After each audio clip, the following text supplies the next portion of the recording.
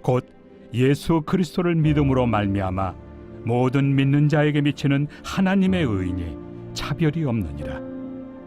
모든 사람이 죄를 범하였음에 하나님의 영광에 이르지 못하더니 그리스도 예수 안에 있는 속량으로 말미암아 하나님의 은혜로 값없이 의롭다 하심을 얻은 자 되었느니라. 이 예수를 하나님이 그의 피로써 믿음으로 말미암는 화목 제물로 세우셨으니 이는 하나님께서 길이 참으시는 중에 전에 지은 죄를 간과하심으로 자기의 의로우심을 나타내려 하심이니 곧 이때 자기의 의로우심을 나타내사 자기도 의로우시며 또한 예수 믿는 자를 의롭다 하려 하심이라. 그런즉 자랑할 데가 어디냐? 있을 수가 없느니라. 무슨 법으로냐? 행위로냐? 아니라 오직 믿음의 법으로니라. 그러므로 사람이 의롭다 하심을 얻는 것은 율법의 행위에 있지 않고 믿음으로 되는 줄 우리가 인정하노라. 하나님은 다만 유대인의 하나님이시냐? 또한 이방인 하나님은 아니시냐? 진실로 이방인 하나님도 되시느니라. 할례자도 믿음으로 말미암아 또한 무할례자도 믿음으로 말미암아 의롭다 하실 하나님은 한 분이시니라. 그런즉 우리가 믿음으로 말미암아 율법을 파기하느냐? 그럴 수 없느니라. 도리어 율법을 굳게 세우느니라. 로마서 우리 1장 17절을 보면 복음에는 하나님 의가 나타나서 믿음에 이르게 하나니 기록된 바 오직 의인은 믿음으로 말미암아 살리라 함과 같으니라.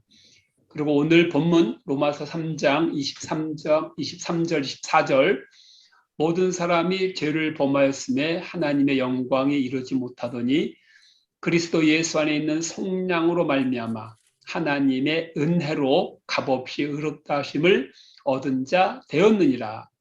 이 두 구절이 바로 로마서의 핵심 구절, 핵심 요지입니다.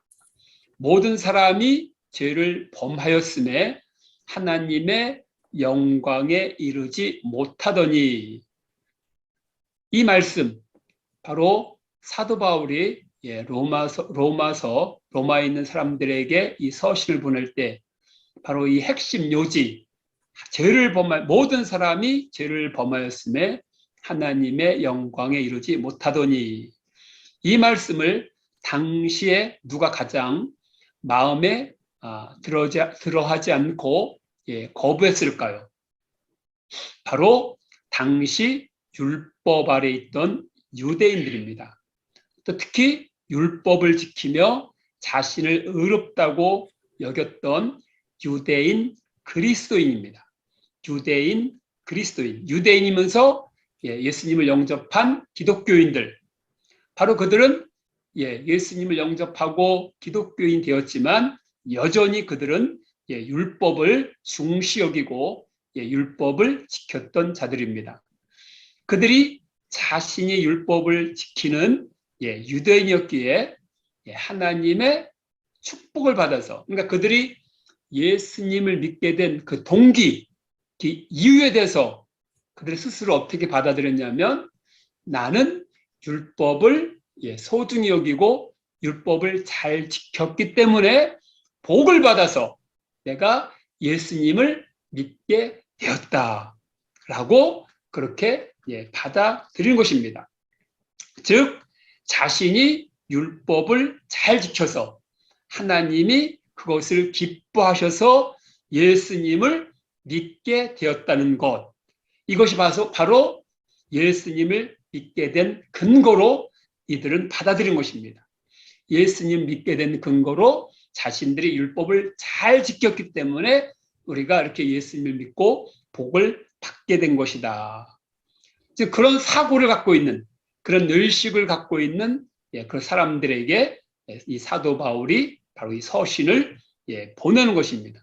이 로마서는 사도 바울이 3차 전도회 여행을 하면서 바로 AD 50년, 56년, 57년 정도에 바로 고린도에서 로마에 거주하는 유대인 그리스도인들에게 보내는 편지, 바로 서신입니다. 바울이 에베소에서 바로 2년 이상 복음을 전하고 가르치다가 선교 장소를 다른 곳으로 옮기고자 하는 그런 계획을 세웠습니다. 그런 가운데 사도 바울 선생은 로마로 가고 싶어 했습니다. 우리 로마서 15장 20절에서 23절을 보겠습니다. 로마서 15장 20절에서 23절을 보면 다른 이방인과 마찬가지로 바로 로마인들이 이방이잖아요. 로마인들에게도 로마인들에 대한 책임감을 강하게 느끼는 것을 볼 수 있습니다. 로마서 1장 5절에서 5절부터 한번 읽어보겠습니다. 로마서 1장 5절, 로마서 1장 5절부터 15절까지 한번 읽을 텐데 제가 같이 이렇게 교독하겠습니다. 이 내용들을 보면 로마서를 쓸 당시에는 바울은 로마를 가지 못했습니다. 하지만 당시에 로마에는 바로 기독교인들이 있었다는 것을 우리는 알 수 있습니다. 근데 그들은 바울에 의해서 복음을 받아들인 그런 신앙인들은 아닌 것도 또 우리는 더불어서 알 수 있었습니다. 하지만 그 로마에 있는 기독교인들이 믿음의 소식을 그들이 신앙생활을 잘하고 있다는 그 소식을 바울이 접하게 됩니다. 바로 8절이 나오죠. 8절, 먼저 내가 예수 그리스도를 말미암아 너희 모든 사람이 간하여 내 하나님께 감사함은 너희 믿음이 온 세상에 전파됨이로다. 그래서 그들의 믿음을, 그들의 신앙생활에 대해서 기뻐하면서 또 격려하면서 동시에 그들에게 꼭 해주고 싶은 내용이 있어서 이 서신을 보낸다라고 하고 있습니다. 근데 꼭 해주고 싶은 그 내용, 바로 그것을 11절에는 이렇게 표현하고 있습니다. 11절 한번 읽어보겠습니다. 11절. 내가 너희 보기를 간절히 원하는 것은 어떤 신령한 은사를 너희에게 나누어 줘 너희를 견고하게 하려 함이니. 뭐라고요? 어떤 신령한 은사. 신령한 은사. 그러니까 은사라고 하니까 우리는 이제 뭐 엄청난 거, 우리가 생각하는 거, 바로 떠오르는 거, 그죠? 방언, 예언 뭐 이런 걸 떠올리는데 사도 바울은 여기서 신령한 은사라고 이렇게 표현한 것이 그 다음에 쭉 보게 되면 다시 바로 그것이 믿음을 말하고 있는 것을 우리는 알 수 있습니다. 그래서 17절을 보게 되면은 복음에는 하나님의 의가 나타나서 믿음으로 믿음에 이르게 하나니. 믿음으로 믿음에 이르게 하나니. 그러니까 우리가 믿음을 얻게 되는 것은 바로 뭐로 인해서라고요? 믿음으로 믿음에 이르게 하나니. 기록된 바 오직 의인은 믿음으로 말미암아 살리라. 그래서 믿음에 대해서 올바르게 전하고 싶었던 것입니다. 그만큼 지금 로마에 있는 그 기독교인들이 믿음에 대해서 잘못 이해하고 있다는 것을 우리는 이 서신을 통해서 알 수 있습니다. 당시 유대 그리스도인들은 예수님을 믿었지만 동시에 그들은 율법을 소중히 여겼습니다. 율법을 지키는 것, 또 율법의 그 행위를 그들은 강조했습니다. 그리고 자신이 율법을 잘 지켜서 하나님께 복음을 받아서 또 예수님을 믿는 것이라고 그들은 이렇게 받아들였습니다. 로마에 있는 기독교인 중에서 유대인 기독교인, 그리스도인도 있지만 바로 이방인 기독교인, 로마인인데 기독교인이 된 사람들이 있습니다. 그러니까 그들에게도 바로 율법을 강조하는 것입니다. 본인들이 율법 아래 율법을 중히 여기고 율법을 지켰을 뿐만 아니라 로마 기독교인들에게도 로마인 기독교인들에게도 율법을 강조하는 것입니다. 그러면서 그들이 가장 해준 것이 하나님 앞에 자신이 예수님을 믿게 된 근거가 바로 내가 율법을 잘 지켰기 때문에 하나님은 나를 기쁘게 여기셔서라고 받아들인 것입니다. 그러니까 오늘날로 이것을 오늘날 상황으로 우리가 이것을 해석해 보면 내가 선하게 살았기 때문에 내가 착하게 살아서 하나님의 복을 받아서 예수님을 믿게 되었다. 이렇게 받아들이는 것입니다. 우리 안에도 그런 게 다 있죠? 사실 그죠? 이 생각은 오늘날 우리에게 아주 지배적인 그런 사고들입니다. 이런 사고와 의식이 있기 때문에 아주 못된 짓 한 사람들, 아주 나쁜 짓 한 사람들이 예수님을 믿는 것을 보게 되면 어떤 마음이 우리에게서 이게 일어납니까? 참 다행이다, 감사하다 라고보다 순간적으로 아니 뭐 저런 사람이 어떻게 저런 사람이 어떻게 예수를 믿을 수 있지? 저렇게 흉악한 사람이? 우리는 그렇게 받아들이지 않습니까? 이것은 바로 우리 안에 우리 자신도 모르게 예수님을 믿는 자격을 나름대로 설정해 놓았기 때문입니다. 그래서 저런 사람이 예수님을 믿을 수 있을까?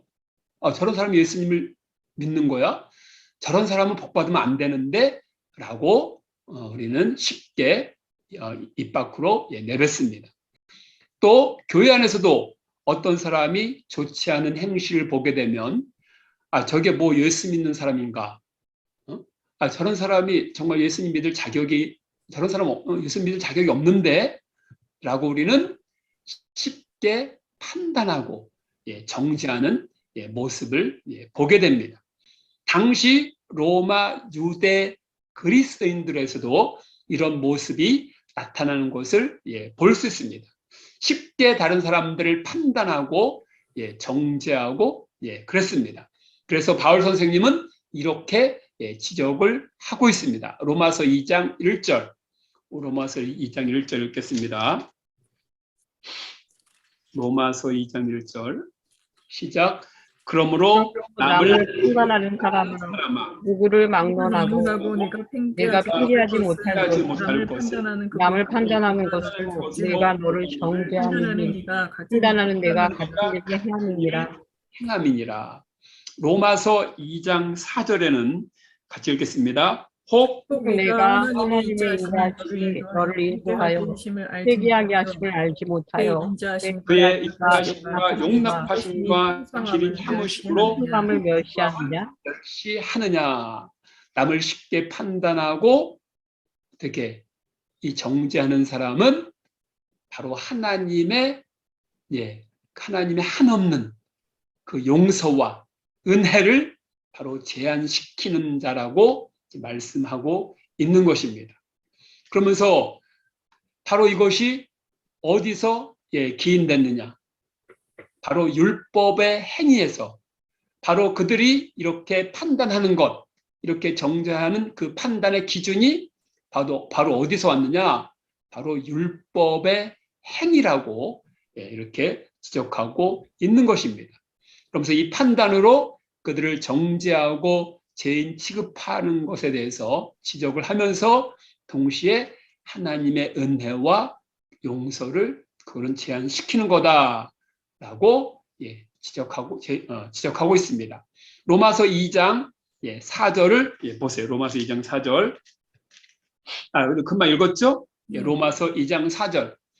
그러면 율법의 행위를 통해서 이들이 이렇게 판단을 하게 되는데, 근데 그것이 그렇다고 해서 예수님을 믿으면서 율법을 오해하고 율법에 있는 그들을 향해서 이렇게 지적하고 있는 건데, 그렇다고 해서 율법의 무용론을 주장하는 것이 아닙니다. 사도 바울은 분명하게 율법은 필요 없다라고 주장하는 게 아닙니다. 바로 율법의 기능과 그 역할에 대해서도 사도 바울은 분명히 로마서를 통해서 제시하고 있습니다. 너무나 율법을 중시하고 강조하고 율법의 행위를 더 앞장 세우는 사람들을 지적하고 있지만 율법 자체를 필요 없다라고 율법의 무용론을 주장하는 게 아닙니다. 율법의 기능과 역할에 대해서도 분명하게 언급하고 있습니다. 바로 로마서 3장 5절 6절 읽겠습니다. 로마서 3장 5절 6절 시작. 그러나 우리 불의가 하나님의 의를 드러나게 하면 무슨 말하리요. 내가 사람의 말하는 대로 말하느니 진노를 내리시는 하나님이 불의하시나 결코 그렇지 아니하니라. 만일 그래하면 하나님께서 어찌 세상을 심판하시리요. 뭐라고요? 율법을 세상에 심판하는 잣대임을 분명하게 알려주고 있습니다. 로마서 3장 19절을 보겠습니다. 우리가 알거니와 나와 율법이 말하는 율법 아래에 있는 율법 아래에 자들에게 말하는 자들에게 것이 말하는 것이 이는 모든 입을 막고 온 하나님의 세상으로 심판 아래에 있게 하려 아래 합니다. 있게 하려 하니라. 뭐라고요? 율법을 주신 목적이 온 세상으로 하나님의 심판 아래 있게 하려 함이라. 또 정확하게 20절에는 율법의 역할에 대해서 분명하게 딱 제시하고 있습니다. 20절. 그러므로 율법의 행위로 그 앞에 의롭다심을 의롭다심을 얻을 수가 얻을 없나니 율법으로는 죄를 깨달음이라. 뭐라고요? 율법으로는 죄를 깨닫게 하려 함이라. 이것이 바로 율법의 역할입니다. 율법을 주신 목적은 바로 우리로 하여금, 인간들로 하여금 나는 죄인이구나 그러면서 자신이 죄인임을 분명하게 발견케 하기 위해서 바로 우리에게 율법을 주셨다는 것입니다. 그런데 이 유대인들이나 유대 그리스도인들은 율법을 가까스로 아주 힘겹게 율법을 지키면서 거기에서 자신의 의를 드러내었다는 것입니다. 그러면서 다른 사람들보다 내가 더 낫다. 우리 유대 그리스도인들이 이방인 그리스도인보다 더 우월하다, 더 낫다라고 그렇게 자신들의 우월감을 이렇게 드러내는 것입니다. 그래서 로마서 3장 9절 보세요. 로마서 3장 9절. 그러면 어떠하냐? 우리는 나으냐? 결코 아니라 유대인이나 헬라인이나 다 죄 아래 있다고 우리가 이미 선언하였느니라. 뭐라죠? 우리가 나으냐? 결코 아니라. 이것은 뭔가요? 당시 로마에 있는 유대 그리스도인들이, 기독교인들이 자신들이 이방인 기독교인들보다 더 월등하다, 더 우월하다, 더 낫다라고 그들은 그렇게 받아들인 겁니다. 왜 그렇게 받아들였을까요? 자신들이 더 율법을 이방인 그리스도인들보다 잘 알고 잘 지키기 때문에 이 문제에 대해서 바울은 분명하게 지적하고 싶었던 겁니다. 바로 너희들이 더 우월하지 않다. 너희들이 더 하나님 앞에 니네들이 율법 아래 있다고 해서 더 사랑받는다라고 착각하지 말라. 너희들도 동일하게 똑같이 다 죄인이다. 바로 너희가 죄인임을 분명하게 알아야 된다. 너희가 죄인이기 때문에 하나님의 영광에 도달하지 못했다라고 오늘 본문에서 그렇게 말하면서 바로 이제 복음을 제시하게 되는 것입니다. 로마서 3장 21절. 이제는 율법 외에 하나님의 한 의가 나타났으니 율법과 선지자들에게 증거를 받은 것이다. 뭐라고요? 율법 외에 하나님의 의, 하나님의 한 의, 그냥 의가 아니라 하나님의 한 의가 나타났으니. 그러면 하나님의 한 의가 무엇일까요?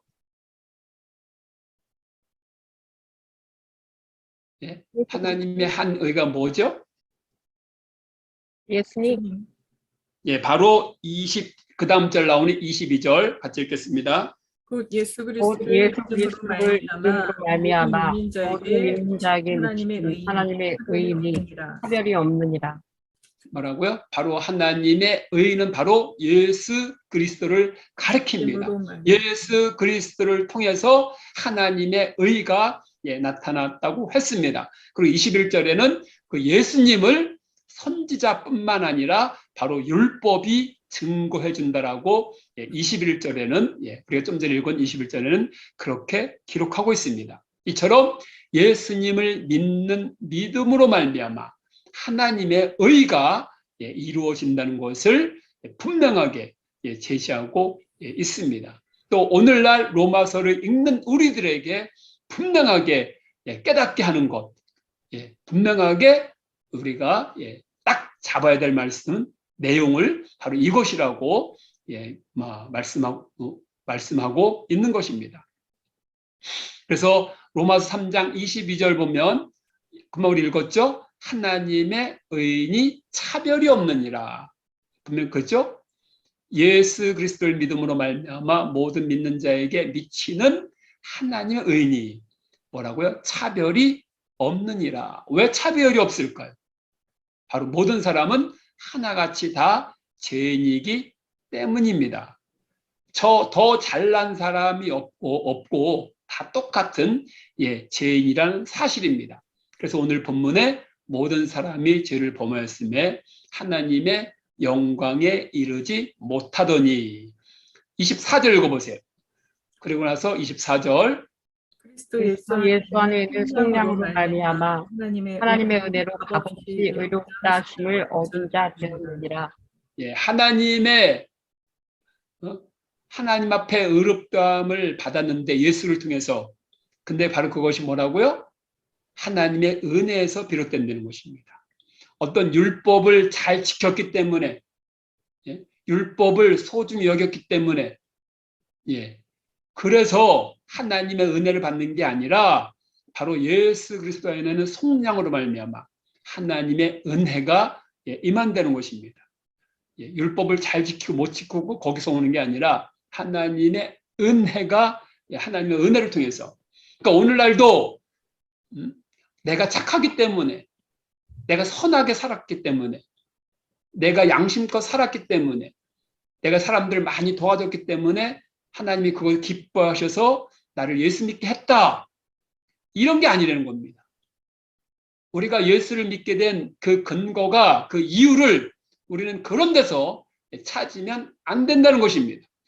우리는 이 이성적으로는 그것을 지식적으로는 잘 알고 있는데 우리 이 마음으로는 그렇게 잘 안 되잖아요.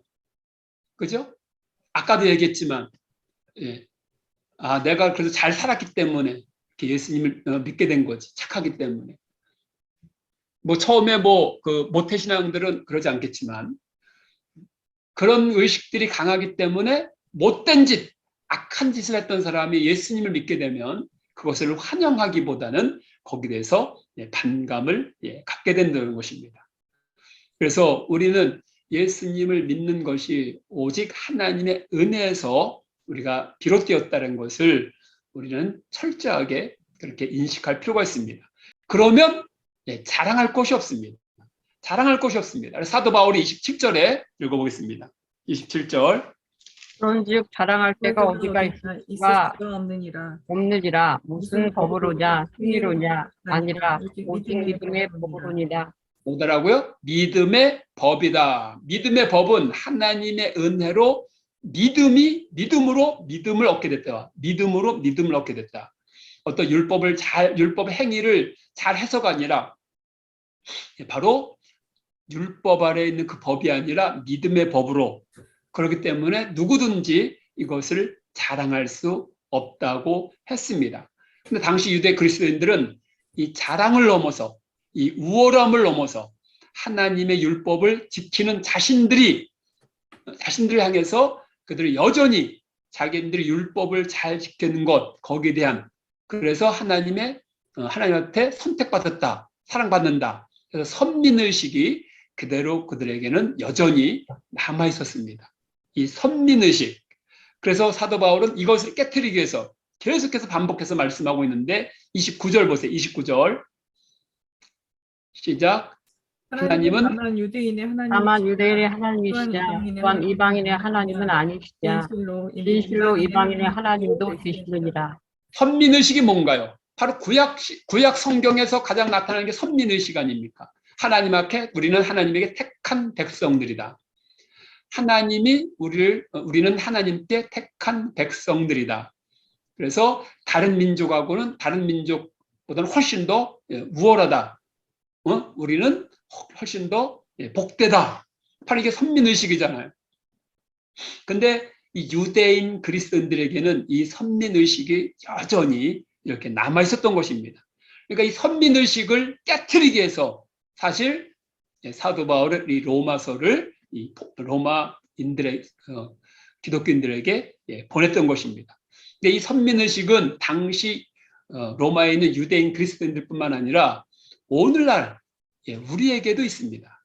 이 선민의식이 바로 당시의 유대 그리스도인들이 가졌던 그 선민의식의 그 성격과는 조금 다를 수 있습니다.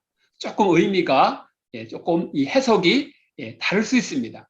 하지만 여전히 오늘날 우리에게도 선민의식이 있습니다. 이 선민의식이 있는 사람들의 그 부류를 보면 거의 공통점이 있습니다.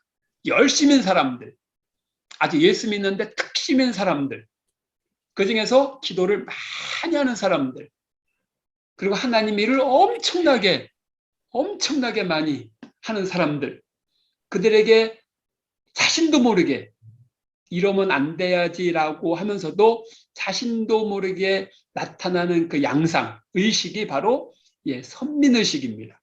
이 선민의식을 갖게 되면 다 자기중심적으로 됩니다. 교회도 자기중심적으로, 또 이 사회도 자기중심적으로 돌아갑니다. 심지어는 이 국가도 세계도 자기중심적으로 돌아간다고 생각합니다. 그러니까 이 사람들은 시대적인 특별한 나는 사명을 부여받은 존재다라고까지 자신을 받아들입니다. 그래서 하나님의 관심의 초점이 오직 자기에게 또 자신의 사역에 이렇게 있다라고 맞춰져 있다라고 그렇게 받아들입니다. 이것은 남들보다 내가 좀 우월하다 이런 정도가 아니라 나는 특출나다, 나는 최고다라고 자신을 그렇게 받아들이게 됩니다. 아주 교만의 성을 계속해서 높이 쌓게 됩니다. 이 사람들의 약점이 뭐냐면 바로 자신들이 저지르는 아주 작은 허물에 대해서, 처음엔 작은 허물이고 작은 실수지만 점점점 이것은 하나님이 눈 감아주겠지. 난 특별한 존재인데, 나는 이렇게 큰 사명을 하나님이 보여주셨는데 이 사명을 하나님께 나에게 감당시키시고 이 사명을 나에게 이루시기 위해서는 이런 거 작은 것에 대해서는 눈 감아주시겠지. 이런 생각들을 계속해서 갖다 보니까 나중에는 죄를 크게 범하고도 전혀 양심이 전혀 이제 꺼리끼지 않는 것입니다. 그렇게 되면 이제 크게 그것이 이제 드러나게 돼서 엄청난 사회적인 이런 파장을 불러오는 것을 우리는 종종 보게 됩니다. 이런 이들을 위해서 바로 오늘날 이 로마서가 존재하는 겁니다. 존재하는 겁니다. 내가 아무리 선한 행위를 하고 막 전도를 많이 하고 기도를 많이 해도 나는 죄인인데 오직 하나님의 은혜로 내가 믿음으로 말미암아 내가 구원을 받았다. 이 중심을 이것이 흔들리면 안 되는데, 그래서 내가 신앙생활, 기도, 말씀, 전도 등을 잘해서 의로운 게 아니라 오직 예수 그리스도 통한 믿음으로 의롭다 여김을 받는 것이구나라고 우리는 철저히 받아들일 필요가 있습니다. 자신의 신앙 행위로 믿음의 잣대를 삼다 보면은 자신도 모르게 율법적인 사고로 바뀔 수 있습니다. 그렇게 하다 보면 예수님을 믿으면서도 참 평안을 누리지 못합니다. 왜냐하면 율법적 사고는 자신의 허물을 자꾸 보게 되고 또 그것 때문에 자신이 계속해서 눌리기 때문입니다. 사도 바울도 예수님을 회심하고 예수님을 영접하고 그는 철저한 율법주의자였기 때문에 철저한 바리새인이었기 때문에 그런 누구보다도 그죠? 그것을 자랑했던 사람입니다. 자랑했던 사람이라고요. 그래서 예수님을 여전히 믿으면서도 율법을 내세웠습니다. 이것이 의라고 그렇게 내세웠습니다.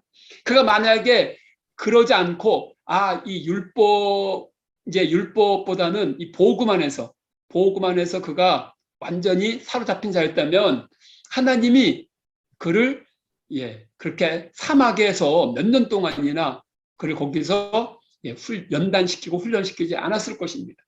저는 사도 바울이 사막에서 과연 어떤 훈련과 연단을 받았을까? 바로 그가 율법에 대해서 잘못 오해하고 있는 것을 거기서 철저하게 발견하게 돼서 그래서 나는 죄인 중에 괴수다. 그가 사막에서 그가 그런 연단과 훈련을 받고 난 후에 고백한 것이 뭐냐? 나는 죄인 중에 괴수다. 율법을 지키고 율법을 중하게 여기고 율법을 지키는 사람들은 나는 죄인입니다라고 고백할 수가 없습니다. 왜냐하면 나는 율법을 요만큼은 지켰는데 요건 좀 어렵습니다. 이렇게 고백할 뿐이지 나는 오직 죄인입니다 라고 고백할 수가 없습니다.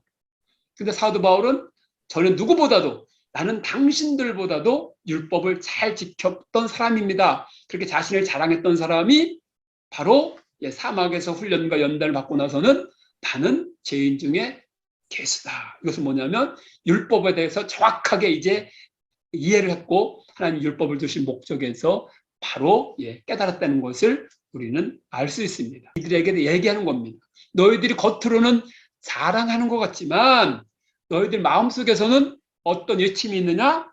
바로 뭐냐? 나는 곤고한 자로다. 왜? 율법을 다 지킬 수가 없잖아요.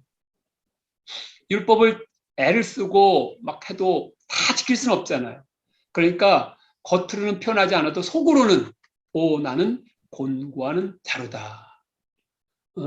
내가 겪었기 때문에 너희들도 지금 여전히 율법 아래 매여 있는 너희들은 지금도 여전히 이렇게 나는 곤고한 자로다 이런 모습으로 있을 수밖에 없다. 그러면서 그다음 뭐죠? 25절 보세요. 25절 우리 주 시작. 예수 그리스도로 우리 주 예수 그리스도 말미암아 하나님께 하나님께 감사드리다. 그런즉 내 자신이 마음으로는 하나님의 법을, 육신으로는 제 법을 섬기노라. 뭐라고요? 육신으로는 제 법을 섬기느니라. 육체를 갖고 있는 인간으로서는 이 불가항력이라는 겁니다.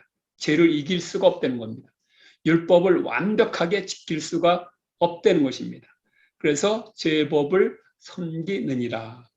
그래서 율법 안에 있으면 그래서 어떻게 해요? 율법 안에 있으면 평안과 참 자유를 누릴 수가 없다는 것입니다. 왜냐하면 죄에 계속해서 눌려 있을 수밖에 없기 때문에.